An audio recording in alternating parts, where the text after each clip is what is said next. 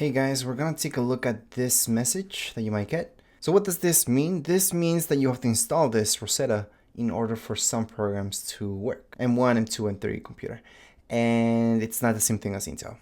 But Intel things can work on it. You just have to install that. So we're gonna go ahead and install right now. Just install software. It's gonna validate, install, and then there you go. Right now you can run any programs that are for Intel-based computers, which there's a lot of Mac programs out there.